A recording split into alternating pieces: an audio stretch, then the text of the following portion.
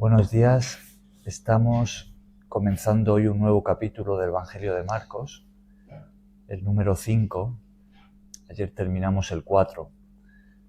Entonces vamos a leer desde el versículo 1 hasta el 20. En este capítulo tenemos el encuentro que 3 personas necesitadas, distintas, van a tener con Jesús. Entonces hoy vamos a enfocarnos en una de ellas que encontramos en este primer pasaje. Entonces leemos desde el versículo 1 hasta el 20. Adelante, Joana. Vinieron al otro lado del mar, a la región de los Gadarenos, y cuando salió él de la barca, enseguida vino a su encuentro de los sepulcros un hombre con espíritu inmundo, que tenía su morada en los sepulcros, y nadie podía atarle, ni aun con cadenas, porque muchas veces había sido atado con grillos y cadenas, mas las cadenas habían sido hechas pedazos por él, y desmenuzados los grillos, y nadie le podía dominar. Y siempre, de día y de noche, andaba dando voces en los montes y en los sepulcros, e hiriéndose con piedras. Cuando vio, pues, a Jesús de lejos, corrió y se arrodilló ante él. Y clamando a gran voz, dijo: ¿Qué tienes conmigo, Jesús, Hijo del Dios Altísimo? Te conjuro por Dios que no me atormentes. Porque le decía: sal de este hombre, espíritu inmundo. Y le preguntó: ¿cómo te llamas? Y respondió diciendo: Legión me llamo, porque somos muchos. Y le rogaba mucho que no los enviase fuera de aquella región. Estaba allí cerca del monte un gran hato de cerdos paciendo. Y le rogaron todos los demonios, diciendo: envíanos a los cerdos para que entremos en ellos. Y luego Jesús les dio permiso. Y saliendo aquellos espíritus inmundos, entraron en los cerdos, los cuales eran como 2000. Y el hato se precipitó en el mar por un despeñadero, y en el mar se ahogaron. Y los que apacentaban los cerdos huyeron, y dieron aviso en la ciudad y en los campos. Y salieron a ver qué era aquello que había sucedido. Vienen a Jesús y ven al que había sido atormentado del demonio y que había tenido la legión, sentado, vestido y en su juicio cabal, y tuvieron miedo. Y les contaron los que lo habían visto, cómo le había acontecido al que había tenido el demonio, y lo de los cerdos. Y comenzaron a rogarle que se fuera de sus contornos. Al entrar él en la barca, el que había estado endemoniado le rogaba que le dejase estar con él. Mas Jesús no se lo permitió, sino que le dijo: vete a tu casa, a los tuyos, y cuéntales cuán grandes cosas el Señor ha hecho contigo, y cómo ha tenido misericordia de ti. Y se fue y comenzó a publicar en Decápolis cuán grandes cosas había hecho Jesús con él, y todos se maravillaban. Muy bien, pues ahí terminamos la lectura de hoy. Bien, decíamos que en este capítulo vamos a enfocarnos en el encuentro que 3 personas distintas, muy necesitadas, tienen con Jesús. Una de esas personas es este, como dice aquí, endemoniado gadareno del que acabamos de leer, ¿no? Adelante.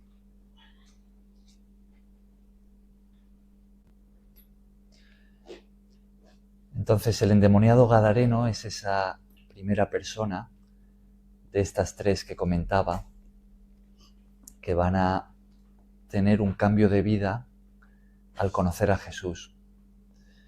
Es interesante este detalle de como decía, de ver cómo Jesús se encuentra también con personas individuales, porque algo que hemos estado leyendo en el Evangelio de Marcos es cómo la fama de Jesús se extendía y las multitudes le seguían. Hemos visto a un Jesús enseñando a muchedumbres. Por ejemplo, en el capítulo anterior, el capítulo de las parábolas. Pero este capítulo nos recuerda que Jesús no era solamente una persona de multitudes, sino también del tú a tú, ¿no? Del individuo. Es decir, Dios cuando mira hacia la tierra, Él no ve solamente una masa de gente, sino Él ve también personas individuales, únicas. Y el amor de Dios es no solamente grupal, sino también individual. Entonces, alguien como Jesús, que se había hecho tan conocido, que tanta gente le seguía y a veces dice que casi que no tenían tiempo ni para comer, podemos imaginar la cantidad de trabajo que él tendría, ¿no? Aún así, él se tomaba el tiempo para hablar con personas en ese tú a tú, individuales, y atenderlas en su necesidad. Entonces esto es un detalle importante, ¿no? Que nos dice mucho acerca del amor de Jesús. Eso lo traemos a nosotros y ¿creéis que Dios nos conoce de forma individual y que se fija en nosotros, que sabe quiénes somos, qué es lo que necesitamos? ¿O simplemente nos ve como parte de, yo qué sé, de la gente que le sigue, de sus discípulos, de la iglesia y de una forma más general? ¿Qué creéis? ¿Es Dios también individual? ¿Su amor se fija en nosotros como personas únicas y sabe nuestro nombre y qué necesitamos y nos conoce, nos ama de una forma personal? Sí, ¿no? Claro. El hecho de que sea un Dios amor, ya tenemos que entender, creo yo, que va de uno en uno de momento, al principio. Primero de uno en uno, parte de ahí. Claro. Sé que puede haber una muchedumbre, pero siempre partiendo de uno a uno. ¿Alguna vez habéis escuchado algo así como alguien que tiene, pues eso, sus problemas, como todos, ¿no? Y dice, bueno, yo no le pido mucho a Dios por mí porque ya tendrá mucho trabajo con tanta gente en el mundo que y hay problemas más grandes, ¿no? Como para ocuparse de mí. Hay personas que dicen eso, yo lo he escuchado varias veces, ¿no? Que piensan así. Pero ¿creéis que Dios es lo suficientemente capaz, lo suficientemente poderoso como para ocuparse de todos al mismo tiempo? Sí, ¿no? Porque Él es Dios. Dios es todopoderoso. Claro. No hay nada que se le escape. Su mente es capaz de captarlo todo. Él puede enfocarse en cada ser creado al mismo tiempo, de una forma plena, con total atención. Eso, claro, para nosotros es algo que nos suena como increíble, ¿no? Nosotros, si ya con hacer dos cosas a la vez, ya se nos complica a veces, ¿no? Pero Dios no es como nosotros. Dios es el Todopoderoso, el Creador, ¿no? Entonces, no hay nada que sea difícil para Él. Y Dios es su amor, y su amor es personal. Él se fija en cada individuo, todo el tiempo, y conoce a la perfección a cada persona, a cada uno de nosotros. ¿Creéis que eso nos puede, saber esto, creéis que nos puede ayudar a confiar en Él? Sí, ¿no? O sea, saber que Él nos conoce a la perfección, que Él nos ama y que no hay problema, por pequeño que sea, que se escape de su atención. Eso nos puede ayudar, nos puede animar a confiar, ¿no? A decir, bueno, podemos confiar en Él, ¿no? Nos cuesta mucho salir de nuestra ser persona, pero, por ejemplo, todo sin esfuerzo. Nosotros todo lo que conseguimos es con mucho esfuerzo, con esfuerzo. Muy bien, esfuerzo. Pero Dios no se tiene que esforzar ni siquiera, aunque el esfuerzo lo ha hecho como algo bueno para nosotros, Él no. Ajá. No le cuesta, ¿no? Nos cuesta entenderlo. Creo. Bien, pues aquí vamos a ver a uno de estos individuos en el que Dios se había fijado y con el que Jesús va a tener un encuentro. Bien, lo primero que hemos leído, versículo 1, es que Jesús se dirige ¿a dónde? Al otro lado del mar, es el mar de Galilea. El último que veíamos en el capítulo anterior es que en esa travesía marítima pues se levanta una gran tormenta hasta el punto que parece que la barca ya se hunde. Y Jesús va a aprovechar eso para enseñarle una lección muy importante a sus discípulos, que es la de confiar, ¿no? En las tormentas, vamos a decir, de la vida, Jesús lo que quiere enseñar a sus discípulos, y eso llega a nosotros, es que confiemos en Él, ¿no? Y si nos sentimos que no podemos más, que hagamos como hicieron los discípulos, que acudamos a Él, ¿no? Y le pidamos auxilio. Bien, pero esa tormenta se calmó, sobrevivieron, llegan al otro lado y la región es la de los Gadarenos. Gadara, esa ciudad, se encontraba en la provincia de Decápolis. Eso, si miráramos el mapa de lo que era Palestina, lo que había sido Israel, pues en ese mar de Galilea que está al norte, pues Decápolis estaría en la parte más oriental, más hacia la derecha, ¿no? Hacia el este.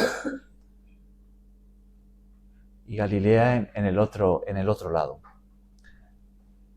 Entonces aquí desembarca Jesús con sus discípulos y justo al salir de la barca, ¿quién nos dice aquí el versículo 2 que viene a su encuentro? Versículo 2. Un hombre con espíritu inmundo. Un hombre con espíritu inmundo. ¿Qué significa esa palabra inmundo? Espíritu malo. Suciedad, no. ¿Cómo? Inmensa. No, inmundo. ¿Inmundo? Sí, inmundo. Linda siempre dice inmundicia sobre lo sucio. Sucio, sí. ¿Eso es lo que tú has dicho antes? Sí. Ah, perdón, había entendido otra cosa. Sí, exactamente. Es eso, es como sucio, más concretamente impuro. Eso es lo que es inmundo, ¿no? Hace referencia a la impureza. Ajá. Entonces a los demonios se les llamaba así, espíritus inmundos, ¿no? Espíritus impuros. Ahora, ¿qué es esto de un espíritu impuro? ¿Qué es un demonio? ¿Qué es? Cuando hablamos de... Sí, pero no el hombre, el espíritu. ¿Qué es un espíritu inmundo? ¿Un espíritu malo? ¿Qué es? Diablo. Viene del diablo. Ajá. El diablo y todos los espíritus malos antes eran ángeles. Esto es lo que nos dice la Biblia. Dios los creó como ángeles, no los creó como espíritus malos, ¿no? Entonces antes eran buenos, estaban en la presencia de Dios, en lo que nosotros llamamos el cielo, y vivían allí en armonía con Dios y con todos los seres creados por Él, ¿no? Pero así como Dios nos hizo a nosotros con libertad de elección, con libre albedrío, pues también creó así a los ángeles. Y Satanás, que se llamaba Lucifer, escogió, porque podía escoger, escogió rebelarse contra Dios. Él no quería vivir bajo el gobierno de Dios. Quería ser su propio Dios, su propio rey, ¿no? Y construir su reino. Entonces, otros ángeles le siguieron en esa elección y escogieron independizarse de Dios.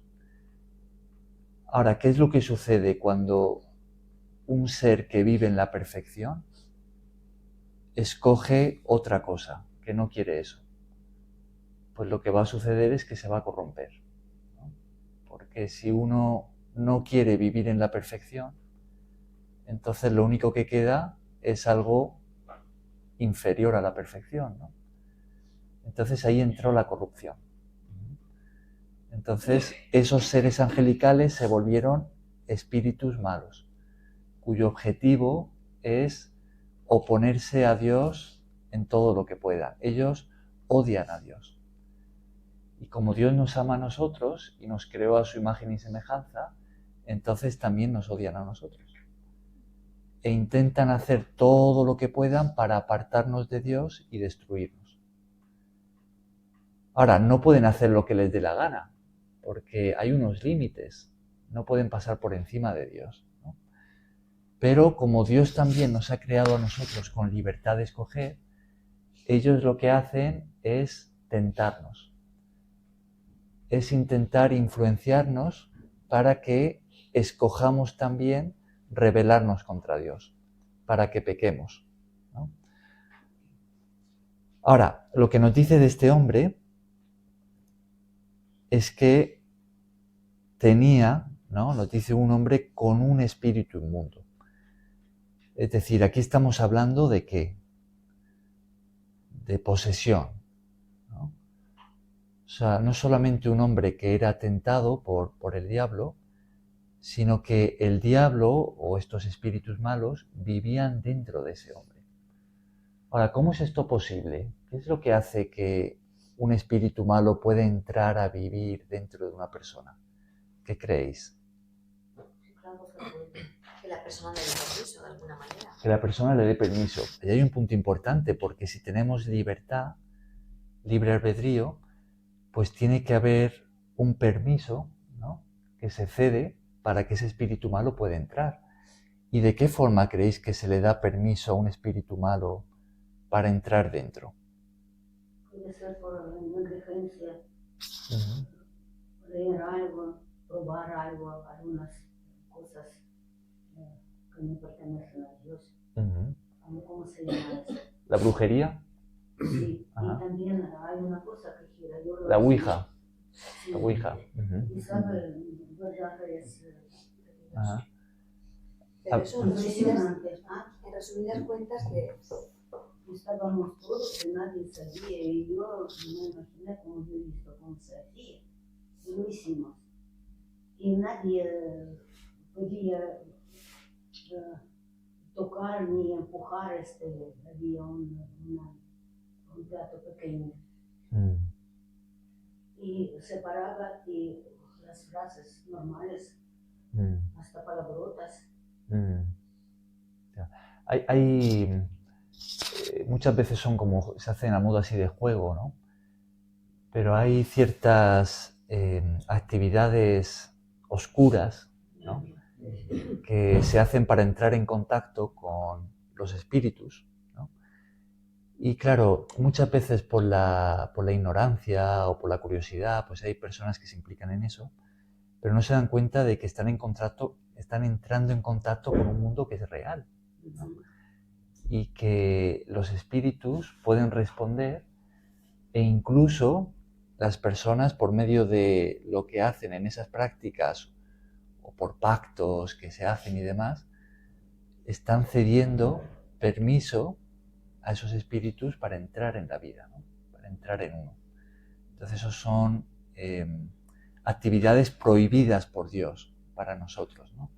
Dios no quiere que entremos en contacto de esa manera con los espíritus, ¿no? Entonces esa puede ser una forma en la que se le da ese paso a un espíritu malo de entrar. Hay otras formas también. cuando una persona abiertamente escoge, voluntariamente, vivir apartada de Dios, y puede que Dios esté llamando a esa persona y advirtiéndola, pero aún así la persona escoge vivir en pecado y da paso a vicios y a todo tipo de conductas contrarias a la voluntad de Dios, de cierta manera lo que está haciendo es asociarse con el mal. Se está emparejando con Satanás, con los malos espíritus, porque esa es la elección que ellos han tomado. Entonces, si uno no está de parte de Dios, entonces ¿de parte de quién está? ¿No? Entonces vemos que hay diferentes maneras en las que los espíritus malos pueden tener paso y influenciar, atar e incluso hasta llegar a poseer a una persona, ¿no? Y esto es lo que vemos con este hombre. No sabemos de qué manera entró ese espíritu malo o esos espíritus, porque vamos a ver que eran muchos, pero vemos que estaba poseído. Ahora, ¿cómo era la vida de este hombre poseído? Versículos 3 al 5. ¿Cómo vivía él? ¿En qué condición? ¿Cómo podríamos, en una sola palabra, vamos a hacer este ejercicio. Vamos a intentar con una sola palabra describir la vida de esta persona en base a los versículos 3 al 5. Salvaje. Salvaje. Era una vida salvaje. ¿Qué más? Atormentado. Atormentado. Esa es una palabra muy buena para describir su condición. Era una persona atormentada. ¿Qué más?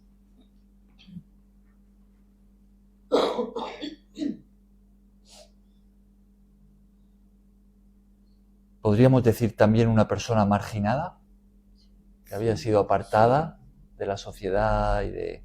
También, ¿no? Fijaos que nos dice que vivía ¿dónde? ¿Dónde vivía? En los sepulcros, ¿no? Versículo 3. Dice, tenía su morada en los sepulcros. Nos está hablando del cementerio donde metían a los muertos, ¿no? Y nos dice también que muchas veces habían intentado atarle, ¿no? Podemos imaginarnos a la gente del pueblo que habían intentado, pues, dominarlo. ¿Por qué? Porque era una persona agresiva, ¿no? Era una persona que traía problemas. Y habían intentado atarlo para dominarlo, pero ¿qué es lo que vemos en este hombre? ¿Qué tenía que parece que era sobrenatural? Pues, Una fuerza. las cadenas, Ajá. lo que le ataban. Pues tenía una fuerza. Una fuerza que no era normal. Ajá. Superior a la de otros hombres, ¿no? Que podía romper las cadenas. ¿Quién le daba esta fuerza? Ajá, los espíritus malos. Entonces, fijaos qué interesante el contraste que tenemos aquí. Por un lado vemos que este hombre recibía de Satanás una fuerza sobrenatural, ¿no? Pero por otro lado era una persona atormentada, ¿no? Que dice que pasaba día y noche dando voces, gritando, hiriéndose con piedras, ¿no? Entonces, fijaos, así es como funciona el diablo. Por un lado te ofrece algo muy atractivo, ¿no? En este caso, pues era esa fuerza sobrenatural, ¿no? Es como que de alguna forma te presenta una asociación con él que te va a beneficiar, ¿no? Pero por otro lado, en el fondo, el resultado de eso va a ser tormento, ¿no? Va a ser sufrimiento. Así también era Sansón. Tenía muchísimas fuerzas. Ajá. Pero la fuerza de Sansón venía de Dios, no del diablo. No, él le dijo a la mujer que venía de su pelo, pero no era de su cabello, era de Dios. Claro. Cuando ya Dios lo abandonó, entonces perdió sus fuerzas. Sí. Ajá. Ahora, mucho de lo que el diablo nos ofrece cuando nos tienta es así, sigue el mismo patrón. Es como Él nos ofrece algo que parece que nos va a beneficiar, que nos va a dar placer, que nos va a dar quizá dinero, haciendo algo ilegal, ¿no? Haciendo un negocio de una manera deshonesta, pero Él nos ofrece por la parte buena, ¿no? Mira el dinero que eso te va a dar, ¿no? O si dices esa mentira, mira el beneficio que vas a sacar, ¿no? O los vicios que apelan a nuestra naturaleza carnal, humana, ¿no? Por ejemplo, mira, si tienes esa relación ilícita, ¿no? Porque uno está casado con otra mujer, pues te presenta el placer, ¿no? Que eso te va a dar, ¿no? O con la droga, el alcohol, ¿no? Mira eso lo que te va a aliviar de tus problemas, ¿no? O qué bien te va a hacer sentir. O sea, el diablo nos presenta lo supuestamente bueno, que eso nos va a traer, pero en el fondo, cuando pecamos, cuando caemos, cuando mordemos la manzana, ¿no? Lo que va a resultar para nosotros, bienvenido, es tormento. Es un gran pesar de conciencia. Es sentirnos vacíos, sentirnos miserables, sentir que los problemas siguen allí y encima nos sentimos mal por lo que hemos hecho, ¿no? Nos va a traer ruptura en relaciones, nos va a traer quebraderos de cabeza. Mire, por ejemplo, otra vez con Sansón. Le presentó, le mandaron una mujer y era muy bonita. Pero qué tonto que fue. Primero vio que lo engañó, que le dijo vea esto y ella lo entregó. Y después otra vez que vea que es que usted no me dijo la verdad hasta que le sacó la verdad. Pero él no pensó que su fuerza venía era de Dios, sino que le engañó diciéndole que era el cabello hasta que no lo dejaron ciego por él. Sansón salió muy perjudicado, ¿no? Sí. Entonces, ¿creéis que merece la pena ceder a la tentación? Aun fijándonos en lo beneficioso, si queremos decir así, que nos vaya a traer. ¿Creéis que es algo? No merece la pena. Detrás de todo pecado, de toda tentación, lo que viene es tormento. Y es lo que vemos en este hombre. Un hombre con una fuerza sobrenatural, poseída por los demonios, pero un hombre atormentado en extremo, ¿no? Un hombre que sufría mucho. Pero algo va a pasar en la vida de este hombre que le va a cambiar para siempre.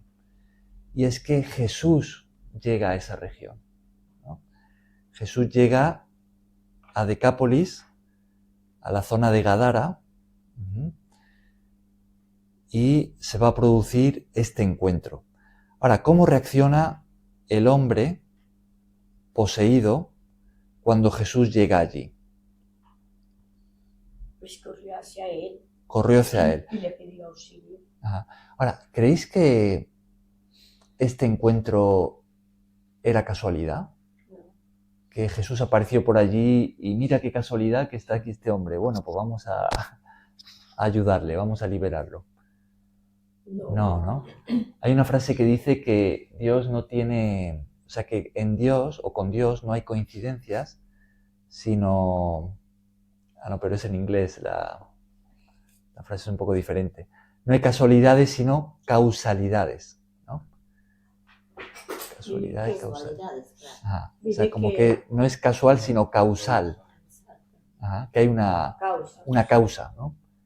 Ajá. Mire que este hombre que vivía en las cavernas, mire que Jesucristo, nuestro Señor, le dijo a los apóstoles que tenía, me parece que dice que tenía una cita, que iba a ir a un lugar y ellos no querían que fuera por allá porque precisamente sabían que allá vivía ese hombre, que por allá estaba ese hombre, pero él se fue, sí. Nuestro Señor fue y lo buscó y él pues correspondió. Sí, no sabemos la conversación que tuvo Jesús con los apóstoles, pero quizá fue algo así. Sí, por ahí dice algo parecido. Puede ser. no dice detalla que- tanto la No, Biblia. pero él dice que él fue y que él le dijo a los apóstoles que tenía que ir a... Que fueran al otro lado del mar. que fuera... que Sí. tenía un... no sé, no lo recuerdo. Pero Bien, sí, entonces no era casualidad. Como decíamos al principio de la clase de hoy, Dios se fija no solamente en las multitudes, sino también en los individuos, ¿no? Entonces, Dios tenía sus ojos puestos en este hombre. A pesar de que era un hombre poseído, que había dado lugar al pecado y al diablo en su vida, Dios tenía sus ojos puestos en él. Dios siempre tiene los ojos puestos en cada uno. Así es, exactamente. Y vemos que Jesús va a encontrarse con un hombre atormentado y lo que va a hacer es liberarle, ¿no? Le va a rescatar. Entonces tenemos este encuentro que no es casualidad y Jesús en la agenda de Dios se encuentra con este hombre poseído. Bien, ¿cómo reaccionan los demonios que estaban en este hombre al ver a Jesús? Versículo 6 y 7. O sea, le reconocen. Es que es curioso esto que los demonios inmediatamente reconocen al Hijo de Dios, ¿no? Te conjuro por Dios que no me atormentes. Ajá. Se arrodilló ante él. Se arrodilló ante Y él. se arrodillan. Fíjate, él sentía que Dios le atormentaba. Él sentía, o por lo menos lo dice. Ajá. En el pasaje paralelo de Mateo, lo que vemos es que los demonios le piden a Jesús que no le atormenten antes de tiempo. Antes de tiempo, añade, ¿no? Es que, ¿de qué nos habla eso? ¿Qué es lo que los demonios saben? Que tienen un final.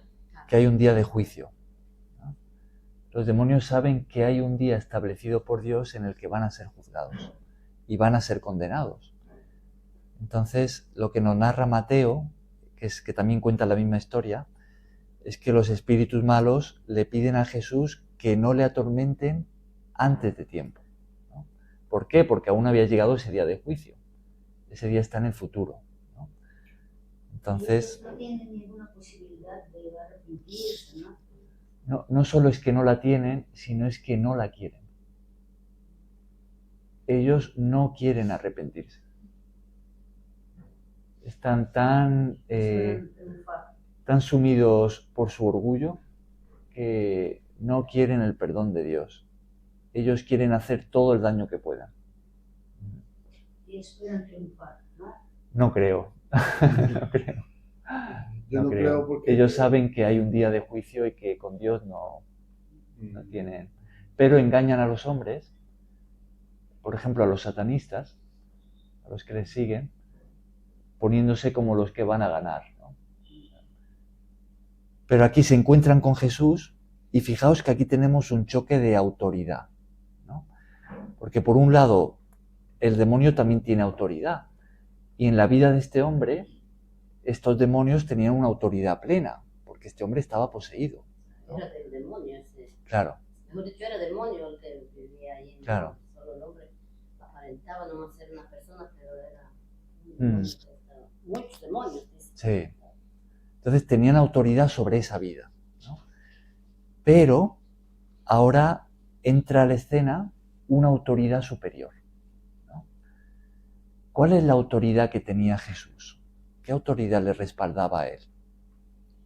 Él dijo, me ha sido dado toda autoridad en el cielo y en la tierra. Eso lo dijo Jesús, sí. Ajá. Y tengo que leer.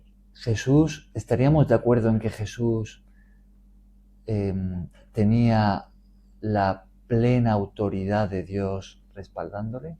Sí. Sí, ¿no? Claro. Ajá. El apóstol Pablo, de hecho, nos dice de Jesús, por ejemplo, en la carta a los Colosenses, que Él es la imagen visible del Dios invisible. Es decir, las personas que se encontraban con Jesús, al verlo a Él, a quien estaban viendo es a Dios, ¿no? De una forma visible, ¿no? Al Dios invisible manifestado de una forma visible. Entonces, Jesús, entrando en este escenario, vemos que entra en la plena y total autoridad de Dios. Es Dios mismo el que estaba allí, el que se va a encontrar con este hombre. Y así podemos entender la reacción de los demonios, que se echan a sus pies, a los pies de Jesús, rogándole que no le atormente, ¿no? Ahora, fijaos también en este contraste. Unos demonios que le daban esta fuerza sobrenatural a este hombre, un hombre agresivo que el pueblo intentaba atarlo, ¿no? Y seguramente le tenían miedo porque rompía las cadenas. O sea, un hombre que aparece como alguien tan fuerte y cuando entra Jesús, de repente lo vemos como alguien tan débil, ¿no? Que se arrodilla delante de Jesús y le ruega a Jesús, ¿no? Entonces es un contraste muy interesante que nos muestra, nos pone las cosas en perspectiva, ¿no? ¿Quién es Jesús? El capítulo anterior terminaba de esta manera. Cuando Jesús calma la tormenta, los discípulos dice que se hacen esta pregunta, dicen, ¿quién es este hombre que aun los vientos y el mar le obedecen? ¿No? Y decíamos, cuando lo comentábamos, que esta es la pregunta clave. ¿Quién es Jesús? Esta es la pregunta que hay de fondo en todo el Evangelio. Marcos, cuando escribe esto, él quiere que por medio de las palabras de Jesús y por medio de sus milagros, por medio de las cosas que él hizo, los lectores, tanto de su época como nosotros mismos, podamos llegar a una mayor comprensión acerca de quién es Jesús, que podamos conocerlo a él, ¿no? Y él nos va a presentar a Jesús como un ser divino, como el Hijo de Dios, como la representación exacta y plena de Dios entre los hombres. Ese es Jesús. Y todo lo que escribe lo hace para que podamos conocer a Jesús de esa manera. Entonces esa es la pregunta que hay de fondo en todos los eventos que leemos en el Evangelio. ¿Quién es Jesús? Los que llegan a conocerlo como el Hijo de Dios, entonces se comprometen con él y se convierten en sus discípulos. Pero aquellos que no llegan a conocerlo de esa manera, pues no llegan tampoco a comprometerse tanto con él. Quizá pues se quedan dentro de la multitud que a veces se acercaba para escucharle, pero no llega a hacerse discípulo, o quizá incluso hasta se ponen en contra de Jesús, como los fariseos, que creían que era un impostor, que era un falso Mesías. Entonces esa es la pregunta clave, ¿quién es Jesús? Y los demonios enseguida le reconocen.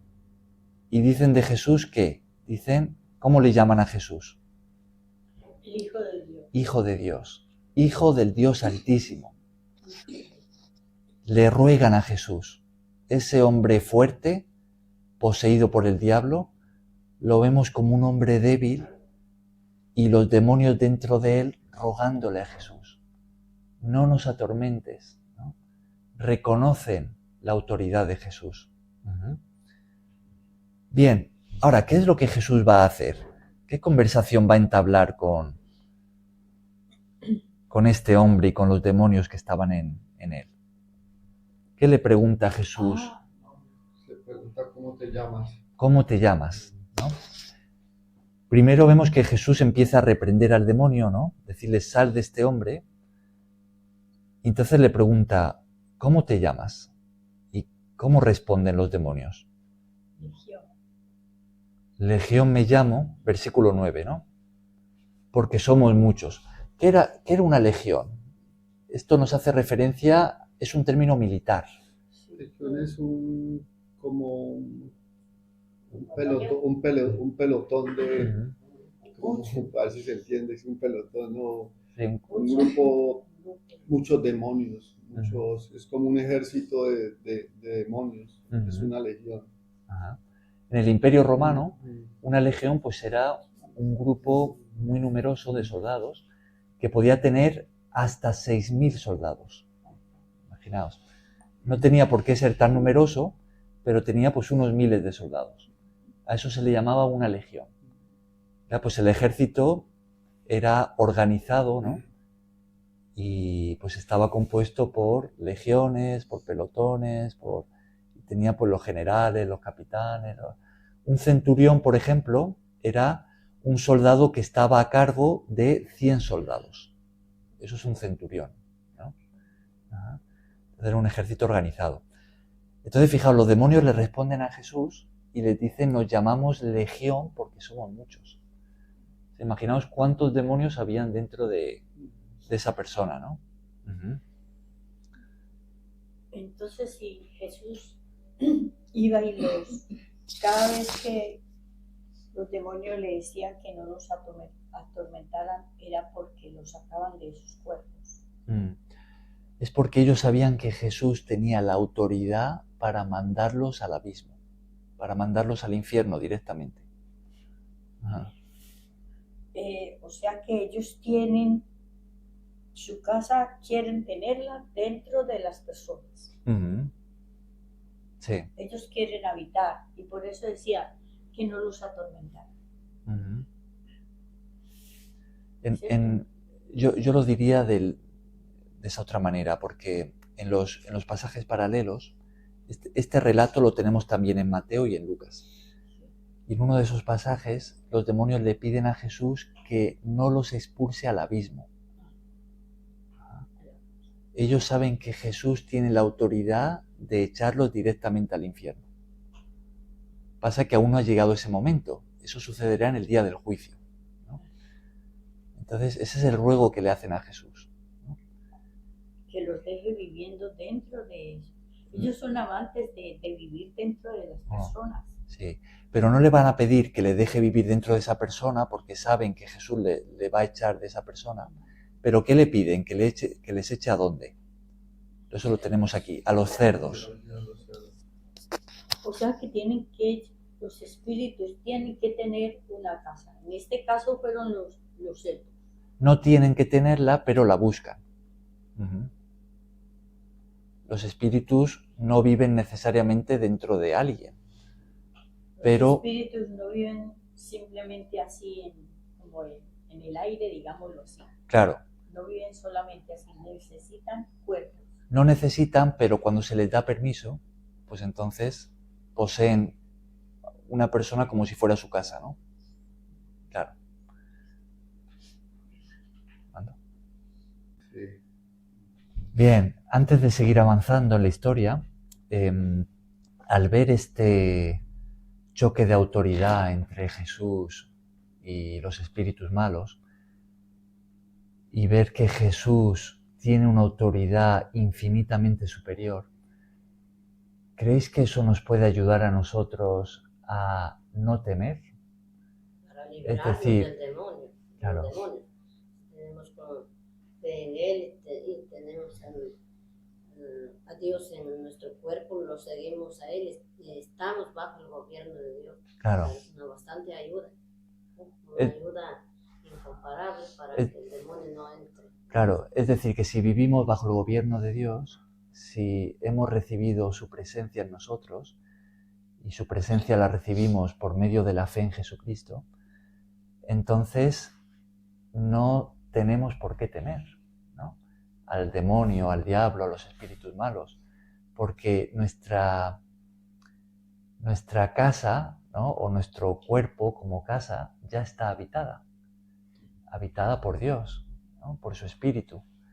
Entonces no tenemos por qué temer, ¿no? Podemos ver en este encuentro que la autoridad de Jesús aterra a los demonios, ¿no?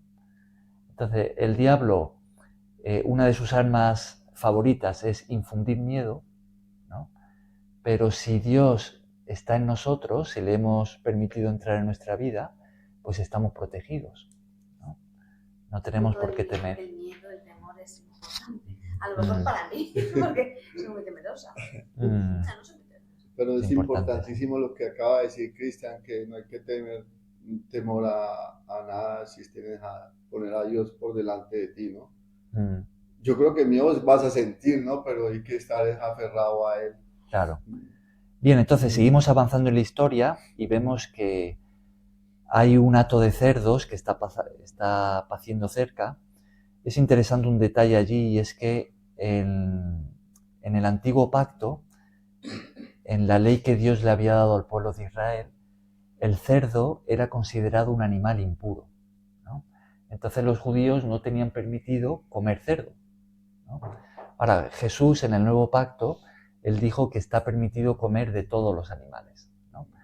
Pero esa ley antigua, pues también representaba algo, ¿no? El que no se comieran ciertos animales o habían ciertas cosas que eran consideradas impuras, pues tenía un propósito, ¿no? Y representaba la santidad de Dios. Bien, pues lo que vemos aquí es que los demonios le piden permiso a Jesús para entrar en esos cerdos. Y Jesús les da permiso. Entonces los demonios salen del hombre, entran en el hato de cerdos, ¿y qué es lo que hacen los cerdos? Se precipitan al mar. Se precipitan al mar. Sí. Se tiran por un acantilado, Sí. ¿no? Y se mueren allí. Ahora, podemos imaginarnos el asombro y el temor de los que estaban pastoreando sus cerdos, ¿no? Y las personas que estaban allí. De pronto todos sus cerdos salieron, dice que había como unos 2000, ¿no? Salieron corriendo como si estuvieran poseídos, que lo estaban literalmente, y se tiran al mar, ¿no? Entonces, ¿qué es lo que hacen estas personas que estamos observando? Se van al pueblo, cuentan lo que ha pasado y sale la gente para ver a Jesús. Y lo que se encuentran, ¿qué es? ¿Qué ha sucedido con el endemoniado? Versículo Está cerca de... versículo 15 y 16.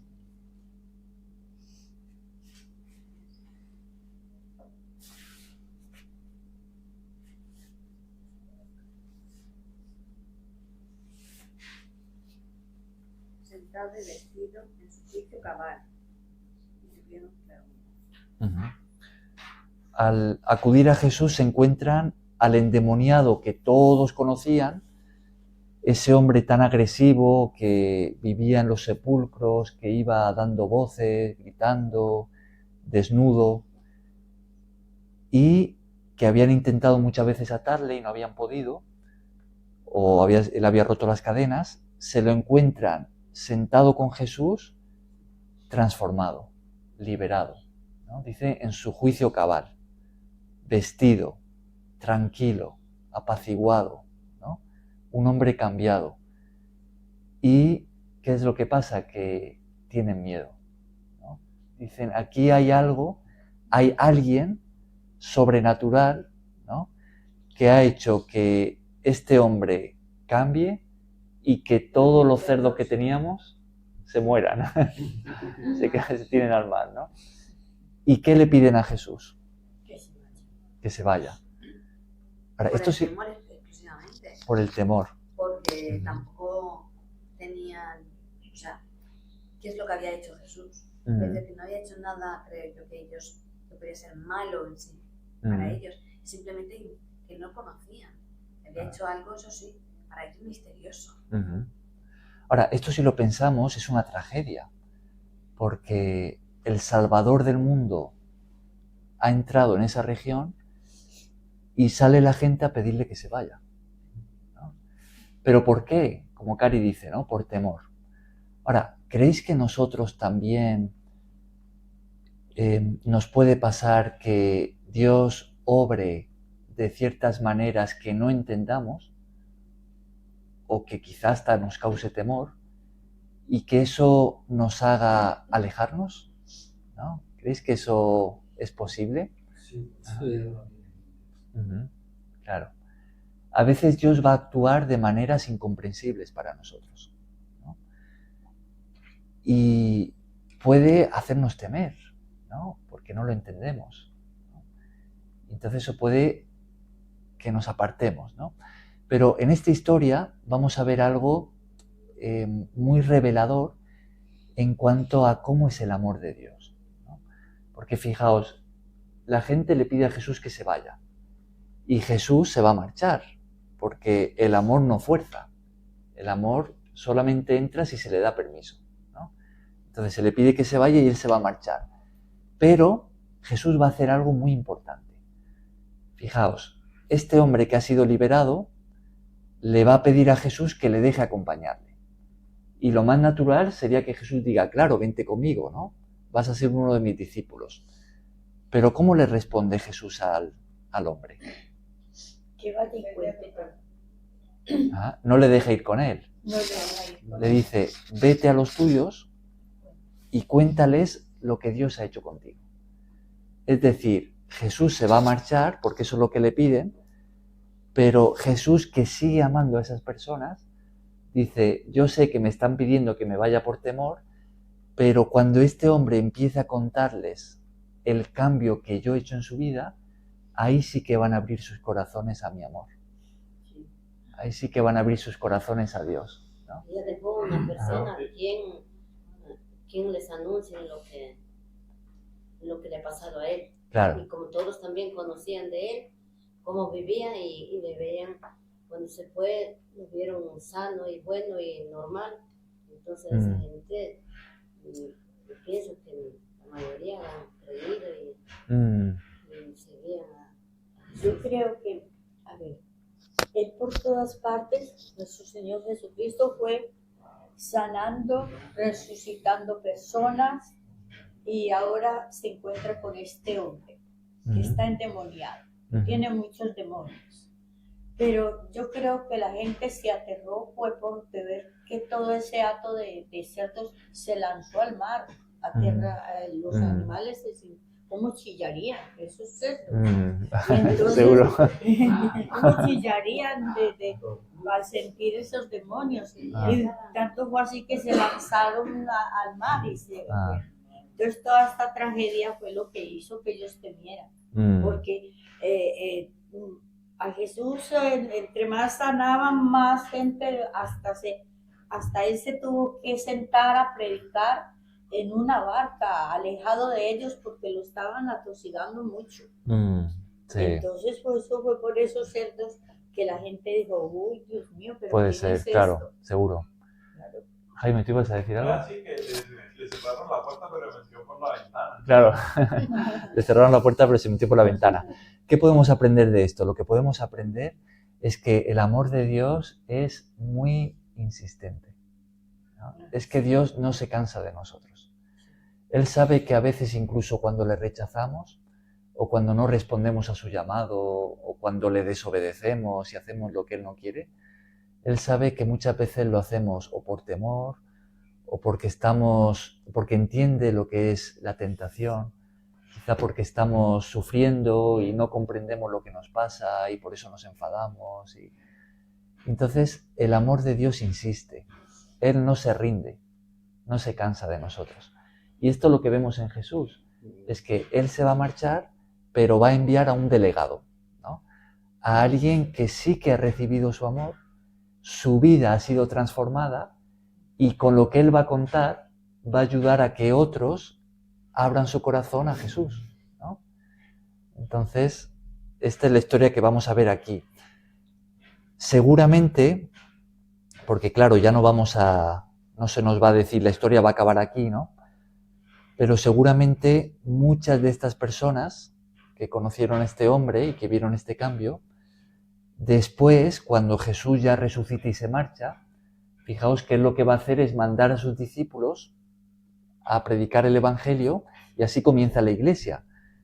Y quién sabe si en esta ciudad se iba a fundar una iglesia, ¿no? De las personas que van a creer y ahora sí se van a convertir en gran medida gracias al cambio que vieron en este hombre, ¿no? Otra aplicación que podemos sacar de este ejemplo para nosotros hoy es esta, es que cuando Jesús hace un cambio en nuestra vida, cuando le hemos recibido y Él produce una transformación, cuando hay una conversión, debemos contarlo. no deberíamos de callarnos. Es importante que vayamos a nuestros conocidos, amigos, familia, vecinos, y le contemos qué es lo que Jesús está haciendo en nosotros. ¿Por qué? Porque eso les puede ayudar a ellos también a abrir su corazón al amor de Dios, a acercarse a Jesús, a conocerle, a ser salvos. Entonces, un cristiano callado no encaja. Un cristiano debe hablar, pero no debemos forzar, ¿no?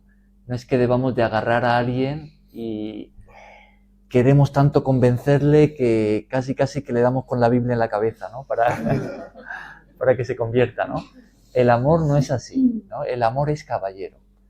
El amor ofrece, podemos estar ofreciendo lo mejor de lo mejor, la salvación de Dios, pero la persona tiene que abrir la puerta. Si no la abre, no podemos hacer mucho más. Podemos orar por ella, podemos seguir amándole y, si Dios nos da otra oportunidad, volver a compartir con ella, ¿no?